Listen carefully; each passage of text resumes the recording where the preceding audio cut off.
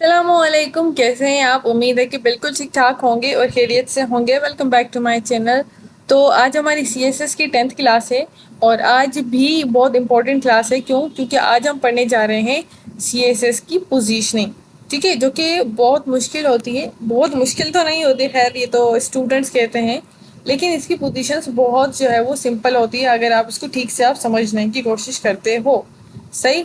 तो फिर हम आज जो है वो स्टार्ट करते हैं फ्रॉम स्टैटिक। देखो, पोजीशनिंग जो है वो आपको मिल जाएगी स्टैटिक, रिलेटिव, एब्सोल्यूट, फिक्स्ड और स्टिकी। स्टिकी जो है वो मोस्टली यूज करते नहीं है लोग, ऐसे ही जस्ट थोड़ा सा वो आ, आ जाती है ये, लेकिन स्टिकी मोस्टली यूज नहीं करते लोग। ठीक है। तो बात करते हैं स्टैटिक की। देखो, स्टैटिक में ये होता है कि कोई भी पोजीशन जो है वो हमेशा क्या है, एक डिफ़ॉल्ट में रहती है, बाय डिफ़ॉल्ट। मतलब ये कि अगर मैं अपने किसी भी एलिमेंट को या फिर बॉक्सेस को स्टैटिक की प्रॉपर्टी सेट करती हूँ तो वो हमेशा वैसे भी डिफ़ॉल्ट में रहती है। अगर मैं उसको टॉप, राइट, लेफ्ट, बॉटम की प्रॉपर्टीज देती हूँ, वो उसके ऊपर बिल्कुल भी काम नहीं करेंगी। क्यों? क्योंकि स्टैटिक के ऊपर वो डिफ़ॉल्ट चीज़ है और डिफ़ॉल्ट चीज़ के ऊपर ये प्रॉपर्टीज कैसे काम कर सकती हैं, ये मैं आपको समझाती हूँ बीएस कोड पे, आपको ज़्यादा अच्छी समझ में आएगी। यहाँ पर मैंने क्या कर दिया है, एक सिंपल से 4 बॉक्सेस लिए हैं और कुछ भी नहीं किया और उनको क्या कर दी, आईडी दी है। लास्ट क्लास में जो काम किया था हमने वैसे ही किया है, बस मैंने 4 बॉक्सेस बनाए हैं और इन सबको दे दी है मैंने एक अदद आईडी। और आईडी भी क्या दी है, बॉक्स 1, बॉक्स 2, बॉक्स 3, बॉक्स 4, और उनके नाम भी सेम रखे हैं। बस एक्स्ट्रा चीज़ ये की कि मैंने उनको दिए हैं बैकग्राउंड कलर्स, जो कि एक एक्स्ट्रा भी नहीं कह सकते क्योंकि हमने लास्ट क्लास में इनको सेम ही बनाया था, बट मैंने कलर्स चेंज किए हैं। यहाँ पर मैंने स्टाइल प्रॉपर्टी में क्या कर दिया, एक अदद दी है विड्थ जो कि 100 है, हाइट जो है वो भी 100 रखी है, और एक अदद मैंने इसको बॉर्डर दे दिया है। बाकी मैंने डिस्प्ले इनलाइन ब्लॉक कर दिया है। मैंने लास्ट क्लास में इसी को डिस्कस किया था कि अगर हम अपने बॉक्सेस को राइट, टॉप, लेफ्ट, बॉटम जो है वो मार्जिन पैडिंग दे के अगर मूव करवाना चाहें तो मूव करवा सकते हैं। अगर मैं यहाँ पर इनलाइन की प्रॉपर्टी दूँ तो इसमें मार्जिन पैडिंग जो है वो काम नहीं करना था। ठीक है, तो इसलिए हम क्या करते हैं, इनलाइन ब्लॉक देते हैं अपनी डिस्प्ले प्रॉपर्टी को। अब हम क्या करेंगे, पहले तो मैं आपको बॉक्स दिखा देती हूँ कि दिखने में कैसा है हमारा ये ब्राउज़र। तो दिखने में ये, इसको मैं थोड़ा सा कर देती हूँ पीछे। ठीक है। अब यहाँ पर मैं एक एक बॉक्स को जो है वो आपको समझाना चाहती हूँ कि एक एक बॉक्स को किस तरीके से हम पोजीशन के हवाले से कैसे स्टडी करते हैं। यहाँ पर अगर मैं एक बॉक्स 1 को, यानी कि मैं इसकी क्लास को यहाँ पर कॉपी कर देती हूँ, बॉक्स 1 की क्लास को, ये रहा, कंट्रोल सी, और ये रहा हमारा क्या है, आईडी है तो हैश आएगा, और कंट्रोल वी कर दूंगी इसको मैं। अब यहाँ पर जो है वो मैं करूँगी पोजीशन स्टैटिक। अब स्टैटिक जैसे मैंने किया तो जाहिर सी बात है कोई इसके अंदर चेंजिंग्स नहीं आएंगी। ठीक है। अब ये तो मैंने खाली प्रॉपर्टी दी है। जो मेन वैल्यूज हैं इसकी वो क्या है, टॉप, राइट, लेफ्ट, बॉटम। देखो, जब भी हम कोई भी पोजीशन लगाते हैं ना, चाहे पोजीशन स्टैटिक हो, चाहे रिलेटिव हो, चाहे ये एब्सोल्यूट हो या फिक्स्ड हो या स्टिकी हो, इसका मतलब ये नहीं कि आपने डायरेक्ट इनकी स्पेसेस या इनकी पोजीशन चेंज कर दी। इसका मतलब ये है कि आपने जो है वो जस्ट बटन को क्या कर दिया है, प्रेस किया है। ठीक है। जैसे यहाँ पर आपने बटन, इनके बटन को प्रेस कर दिया तो इनकी जो है वो मूवमेंट स्टार्ट हो जाएगी। अब ये कहेंगे कि अब ये बताओ कि टॉप, राइट, लेफ्ट, बॉटम अपने हमें कहाँ भेजना है। वो एलिमेंट जो है वो रेडी रहेंगे मूव के लिए। ठीक है। अब यहाँ पर जो है वैसे स्टैटिक है क्योंकि ये डिफ़ॉल्ट में, इसको अगर मैं टॉप की वैल्यू दे देती हूँ, टॉप जो है वो अगर मैं इसको 20 पिक्सल दे देती हूँ, चलो 29 हो क्या, खैर है, तो भी ये मूव नहीं करेगा। मैं इसको रिफ्रेश कर देती हूँ, देखो मूवमेंट करी नहीं की। क्यों? क्योंकि स्टैटिक तो होता ही बाय डिफ़ॉल्ट है। अगर मैं इसको राइट, लेफ्ट, टॉप, बॉटम की कोई भी प्रॉपर्टी देती हूँ तो ये चीज़ उसके ऊपर अप्लाई हुई ही नहीं, क्योंकि अप्लाई होनी भी नहीं थी। सही। तो आई होप कि आपको ये वाली कहानी तो सिंपल सी समझ में आ गई होगी। मैंने आपके सामने अभी इसको टॉप दे दिया, मैं आपको लेफ्ट राइट भी दे के देखती हूँ ताकि आपका कॉन्सेप्ट जो है वो टुवर्ड्स इट कंप्लीट हो जाए, कुछ समझ आ जाए। टॉप ये हो गई, इसको दे देती हूँ मैं राइट, इसको राइट को दे देती हूँ मैं 30 पिक्सल। जैसे मैं यहाँ पर आऊँगी तो कोई मोमेंट नहीं हुई। चलिए ठीक है, ये तो हमारे पास स्टैटिक हो गया। अब हम क्या करेंगे, अब ये हम देखेंगे कि इसको मैं हटा देती हूँ और इसकी पोजीशन को स्टडी कर देते हैं। रिलेटिव की कहाँ गया, ये रहा, इसको मैं हटा देती हूँ, बहुत बुरा लग रहा है। तो हमारे पास जो अभी प्रॉपर्टी है वो आई है रिलेटिव की। रिलेटिव का क्या मतलब होता है कि किसी भी एलिमेंट को अगर हम पोजीशन रिलेटिव कर दें उसकी, तो वो मूव उस वक्त तो मूव नहीं करेगा जितने तक हम उसको टॉप राइट लेफ्ट की प्रॉपर्टीज नहीं देंगे। लेकिन अगर हमने उनको कोई भी प्रॉपर्टी दे दी पिक्सेल्स में, तो वो हमेशा अपने ही रिलेटिव में मूव करेगा, अपनी ओरिजिनल पोजीशन से हटके। ठीक है, अब कैसे ही रिलेटिव में मूव करेगा, यहाँ पर मैंने ये बना है, वेट फॉर आसान, इसको ये बनाया बॉक्स 1 और ये बनाया हमने बॉक्स 2। एक मिनट, इसको इससे और ये, अच्छा यहाँ पर ये है बॉक्स 1 और ये है हमारे पास बॉक्स 2। अब बॉक्स 1 को अगर हम प्रॉपर्टी देते हैं रिलेटिव की, पोजीशन रिलेटिव, तो उसमें क्या है कि टॉप राइट लेफ्ट में जब हम मूवमेंट उसको देंगे तो वो हमेशा अपने रिलेटिव यानी कि अपनी स्पेस में मूव करेगा, अपनी स्पेस में। ठीक है, अब अपनी स्पेस में कैसे करेगा, यहाँ पर मान लो बॉक्स 1 तो है ही, तो इसको हम दे देते हैं पोजीशन रिलेटिव। अब इसको मैं अगर टॉप 20 पिक्सल दे दूंगी तो अब देखना किस तरीके से मूव होगा। तो देखें, अब ये देखो, मैंने इसको क्या कर दिया, 20 पिक्सल से मूव किया तो इसने अपने ही इस स्पेस में थोड़ा सा नीचे आ गया, अपनी स्पेस से थोड़ा सा नीचे आया ना। अब मैं चाहूँ तो इसको थोड़ा सा राइट में शिफ्ट कर दूँ। अगर यहाँ पर मैं इसको राइट में शिफ्ट कर दूँ, जैसे कि इसको भी कर देती हूँ मैं 20 पिक्सल, तो ये क्या कर दिया, लेफ्ट को मूव करता। अगर मैं इसके राइट की प्रॉपर्टी लगाऊंगी तो ये लेफ्ट को मूव कर जाएगा, और मैं इसके लेफ्ट की प्रॉपर्टी को थोड़ा सा छेड़छाड़ करूंगी तो ये राइट को मूव कर जाएगा। ठीक है, लेकिन देखो फिर भी अपने ही उस रिलेटिव पोजीशन में क्या कर दिया इसने, मूवमेंट शो करी। अब यहाँ पर मैं इसको क्या करूंगी, राइट हटा के लेफ्ट करूंगी तो ये क्या करेगा, दूसरे के साथ ओवरलैप करने की कोशिश करेगा, पर खैर अभी तक तो नहीं की। बट एक मिनट, अगर मैं इसको 40 कर देती हूँ तो ये ओवरलैप कर जाएगा दूसरे के ऊपर।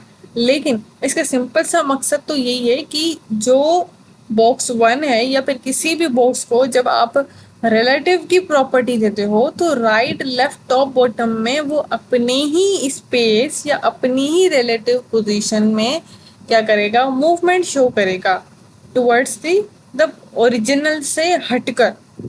अच्छा जी, अब क्या करेंगे हम, ये चीज़ तो आपको सिंपल से समझ में आ गई होगी कि रिलेटिव का मतलब है कि अपनी ही स्पेस में थोड़ा सा क्या करना, हटकर काम करना, अपनी ही रिलेटिव एरिया में काम करना।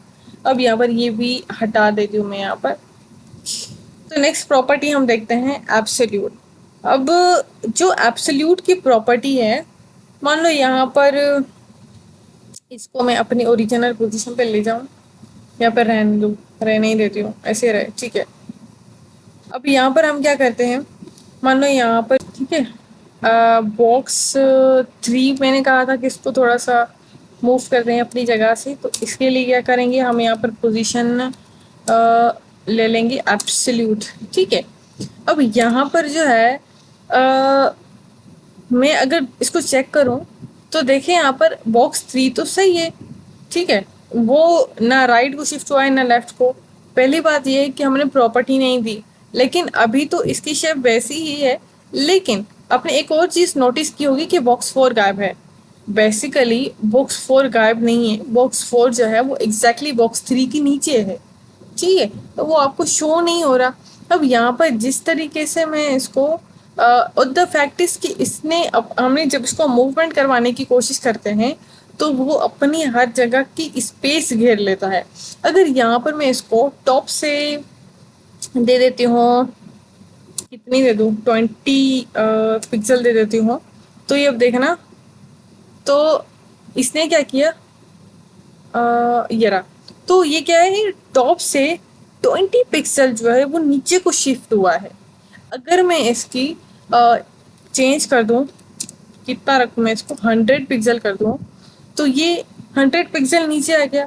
ठीक है, अगर मैं इसको कितने रखूं, 300 पिक्सल रखूं, सॉरी 300 पिक्सल रखूं, तो ये 300 भी पिक्सल ये नीचे आया है, और वो भी प्लस में ओवरफ्लो के साथ।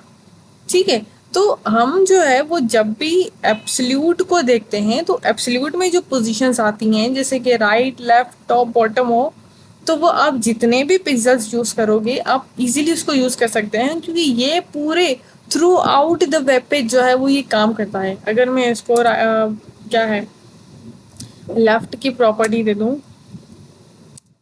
लेफ्ट में भी मैं इसको अगर 70 पिक्सल दे देती हूँ, तो ये 70 पिक्सल जो है वो किससे, लेफ्ट साइड को मूव कर जाएगा।